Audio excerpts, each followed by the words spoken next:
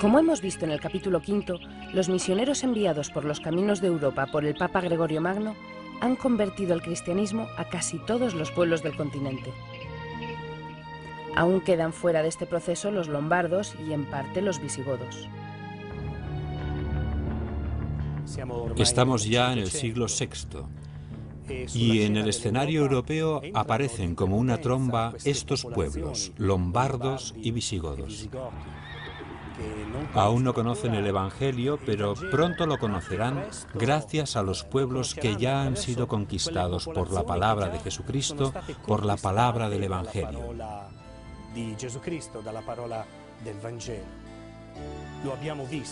Lo hemos visto en el empuje misionero, y la iniciativa para llevar la buena noticia parte en primera persona de los pontífices y los obispos, pero también de muchos monjes, de muchos hombres y mujeres sencillos, de muchos fieles. Los lombardos y visigodos entran en estas comunidades que ya son cristianas y están bautizadas. Y no pueden evitar ser conquistados por la palabra que es Cristo, por la palabra que hace que Europa sea cada vez más cristiana. Para comprender mejor lo que está sucediendo en Europa, volvamos al año 496. En esta fecha, el rey de los francos, Clodoveo, se convierte al cristianismo. Esta fecha marca el momento en que nace esa homogeneidad cultural que se llamará Europa. Y es también una época marcada por las últimas grandes migraciones de pueblos enteros, como los lombardos y los visigodos, de los cuales estamos hablando en este capítulo. Para el Papa Gregorio, la conversión de los lombardos al catolicismo significa una doble victoria. Sin embargo, la grandeza del Papa Gregorio Magno no está solamente en haber logrado convertir a los lombardos, llevando paz y estabilidad al norte de Italia, sino también en haber sido capaz de reordenar aspectos fundamentales de la vida de la Iglesia.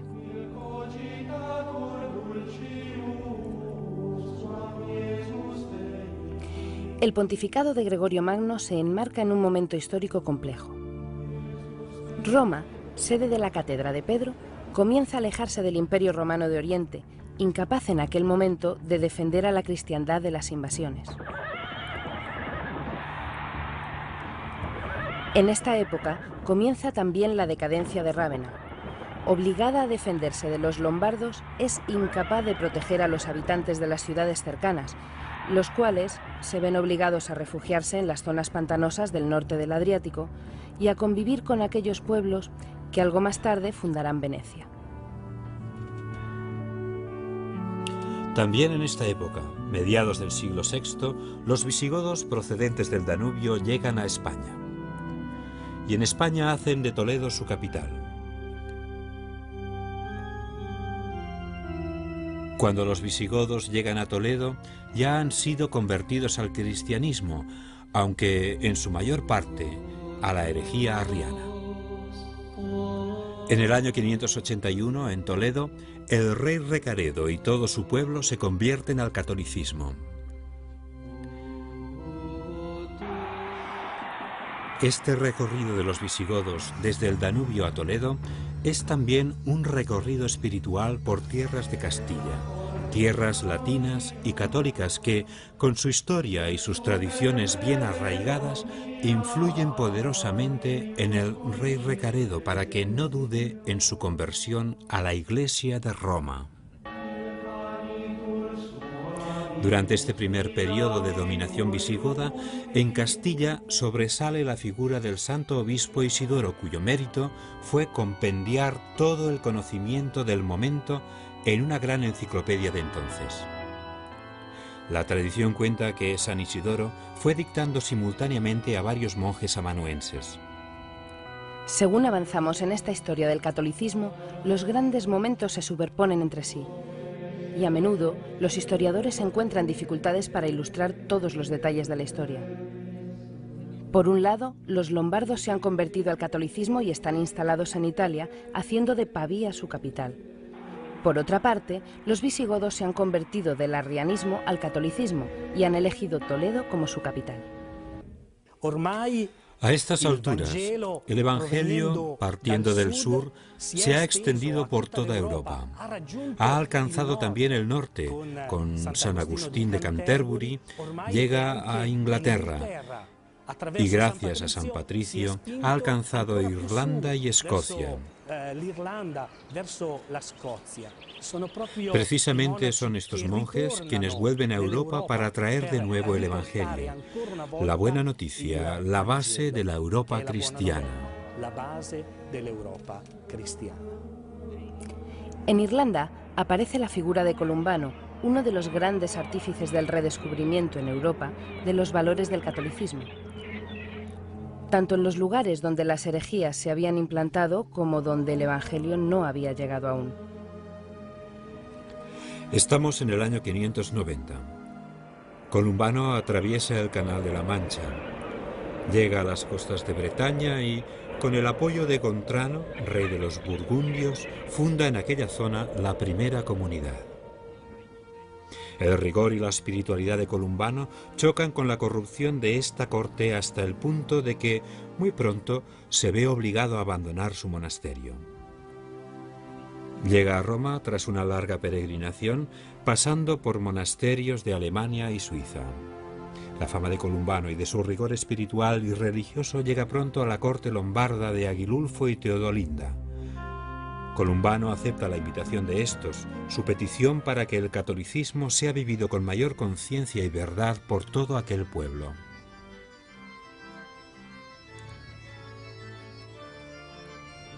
Un ejemplo de la actualidad, la familia espiritual La Obra, reconocida por Juan Pablo II en 2001 y fundada por una mujer belga, Madre Giulia Ferragri, una mujer sencilla pero sabia, una mujer con una gran fe y profundo amor por la Iglesia, como lo fue Columbano. La Madre Giulia Ferragri dijo una vez sobre su fundación: «Yo no he fundado nada. Es Cristo quien ha fundado. Solo necesita de personas que vivan a fondo su fundación». ¿Y qué significa para nosotros vivir a fondo la fundación de Cristo? Significa, en primer lugar, poner a Cristo en el centro de nuestras vidas, alabarlo con nuestros cantos, con nuestras oraciones, celebrarlo en la Eucaristía, darle gracias en la adoración cotidiana.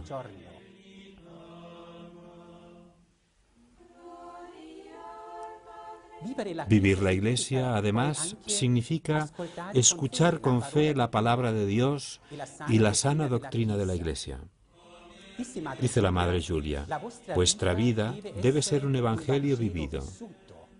Este es el testimonio más convincente para el hombre actual. Amar a la Iglesia y hacer que los demás puedan amarla. Esta es nuestra misión, dijo la Madre Giulia. De la oración debe nacer el apostolado, y por ello pasamos cada día varias horas en la capilla. Así es como hablamos, dialogamos y sobre todo escuchamos a Cristo.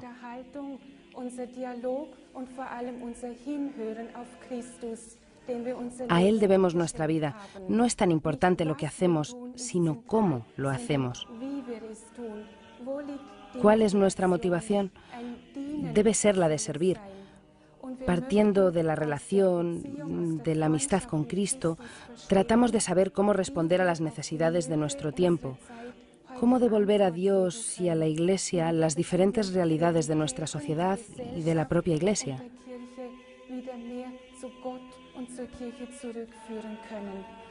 Para ello es necesaria la amistad con Cristo, el espíritu de discernimiento, para poder encontrar la respuesta adecuada. Para ello hace falta espíritu misionero. Para ello hemos entregado nuestra vida. Cerca de Piacenza, en Bobbio, Columbano funda su monasterio en el año 614.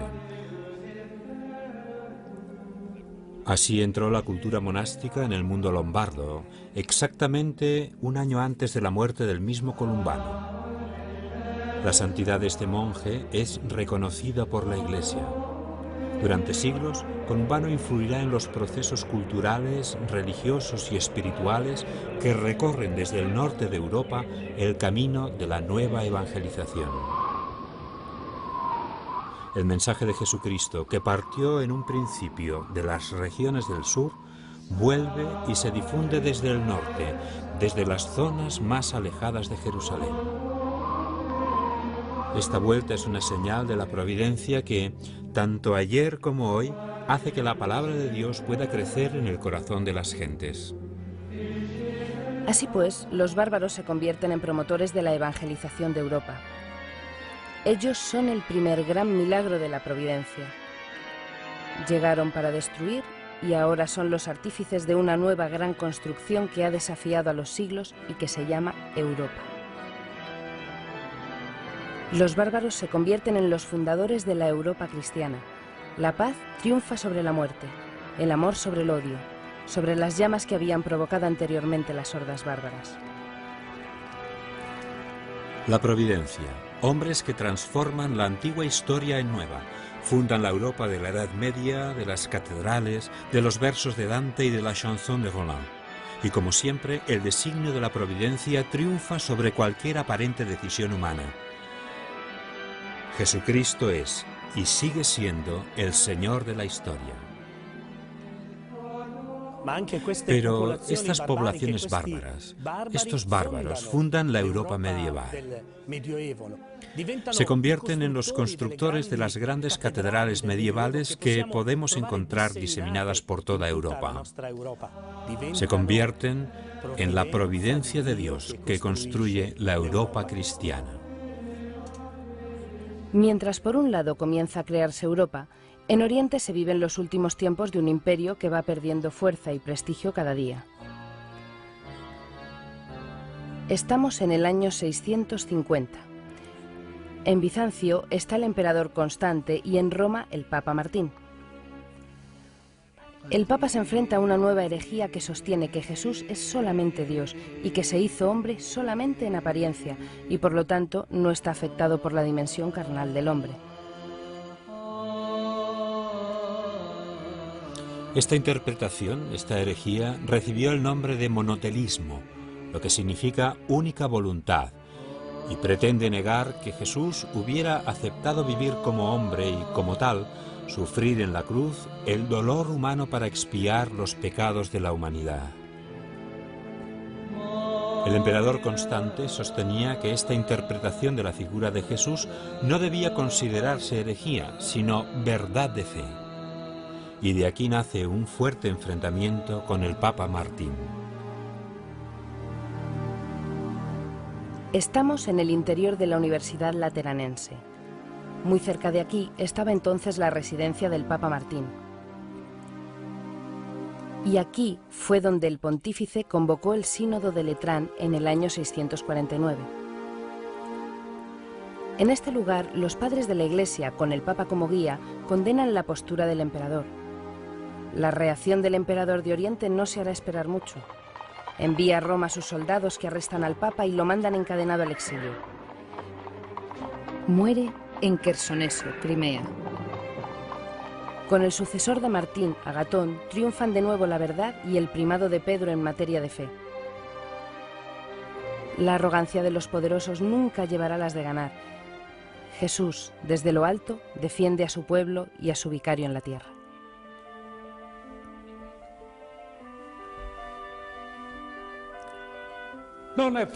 No es fácil hablar de una herejía del siglo VII, de la cual muchos ni siquiera conocen el nombre, monotelismo. Así que primero contaré un hecho actual. He tenido una conversación con una monja budista en la que ella intentó explicarme en qué consiste la mística budista. Dice que es necesario eliminar todo aquello que no es Dios. Primero las cosas materiales, después los pensamientos más sencillos y finalmente toda la personalidad. Si en el mar se echa un poco de sal, ¿dónde está la sal?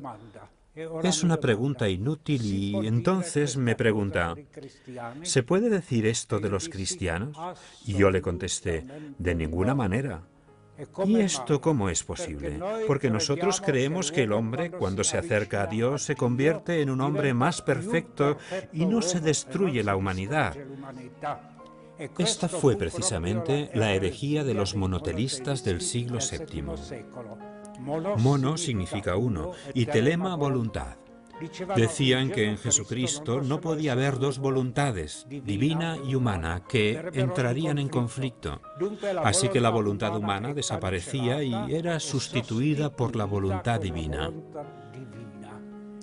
Y nosotros contestamos que eso no es posible, que sin la libre voluntad el hombre no es hombre, así que debe ser también la voluntad humana perfecta. Ahora me pregunto, esta discusión, que quizá tendría sentido entre teólogos en su ambiente cerrado, ¿cómo pudo tener tanta repercusión en la vida pública? Participaron los patriarcas y el emperador de manera muy violenta. Se convocó en Roma el concilio de Letrán. ¿Por qué? Porque el gran defensor de la verdad católica era San Máximo el Confesor. Y San Máximo el Confesor es un mártir. ¿En qué sentido? No había muerto, pero sufrió el exilio y con 80 años le cortaron la lengua y las manos. ¿Por qué? Porque hablaba y escribía. ¿Contra quién? Contra el emperador. Así que el emperador, es decir, la potestad humana, cuando impone su voluntad, destruye la voluntad de los demás. Esto es precisamente lo anticristiano. Y eso no es Dios. Dios exige la libre cooperación de nuestra voluntad con la voluntad divina. Entonces vemos que esta herejía, que parece tan lejana y carente de significado, sigue siendo muy actual. Son los regímenes totalitarios los que destruyen la dignidad humana. Y son otros los que quieren misticismos y perder la humanidad. Sin embargo, nosotros creemos que la voluntad de Dios y la voluntad humana, libremente unida en la Santísima Trinidad. El Hijo libremente unido al Padre se convierte en Hijo y nosotros nos convertimos en hijos de Dios. Y esta es la profesión católica contra esta herejía. Estamos en el año 610. Es el momento histórico en que Mahoma anuncia su credo y el Islam comienza un proceso de expansión con el que el cristianismo tendrá que enfrentarse a partir de ahora. Se puede escribir, pero no representar figuras de la divinidad como ya hacían los hebreos. Este es un elemento característico del Islam. Lo opuesto a los católicos, que precisamente hacen de la representación del rostro de Cristo y de su vida un elemento que cualifica su evangelización y el anuncio de la buena nueva. Porque, como dijo San Gregorio Magno, la posibilidad de ver, de participar visualmente en la representación de un Dios que se hace hombre por amor a nosotros, proporciona a todos, humildes y poderosos, la manera de ser partícipes y vivir plenamente la historia de Jesús, que además es la historia del pueblo que cree en él. Mosaicos, frescos, bajorrelieves, todos proclaman a lo largo de los siglos la historia de Jesús y de su pueblo. Sin embargo, a pesar de toda esta tradición figurativa y representativa, el que entonces era emperador de Oriente, León III, decide arbitrariamente que se deben quemar y destruir todas las imágenes religiosas, estén en las iglesias o fuera de ellas. En este contexto de iconoclastia aparece la gran figura de Juan Damasceno, uno de los padres de la Iglesia que, a partir del año 740, comienza a escribir frente a una imagen de la Virgen María. Y escribe que cuando un cristiano venera una imagen, no venera un pedazo de madera, ni un trozo de pared, sino que recuerda y lleva a su corazón la imagen misma del Señor, su amor por el Señor.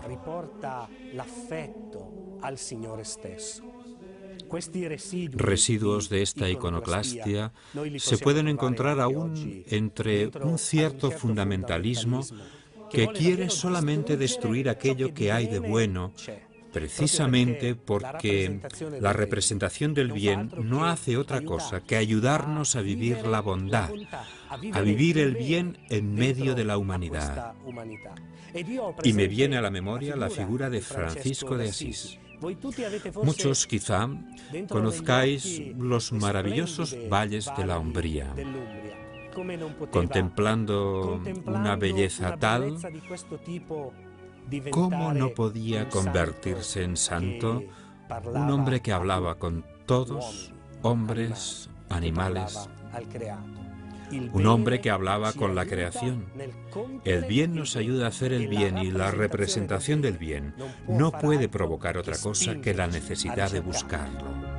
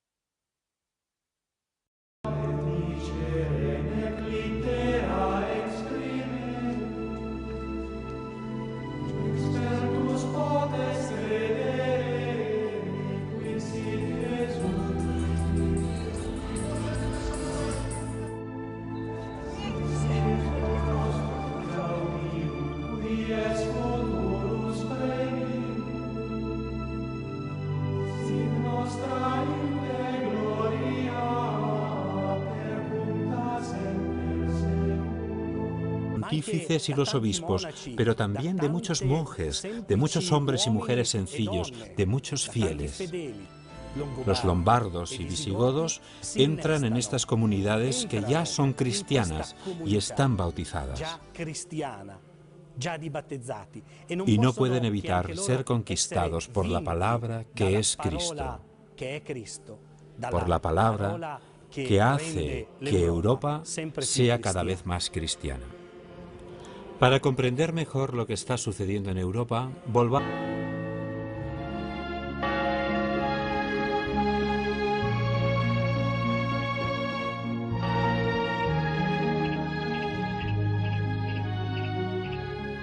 Como hemos visto en el capítulo 5, los misioneros enviados por los caminos de Europa por el Papa Gregorio Magno han convertido al cristianismo a casi todos los pueblos del continente.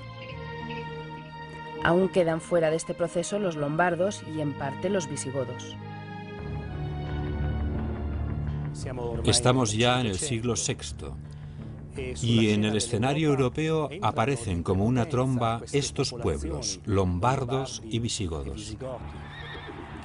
Aún no conocen el Evangelio, pero pronto lo conocerán gracias a los pueblos que ya han sido conquistados por la palabra de Jesucristo, por la palabra del Evangelio.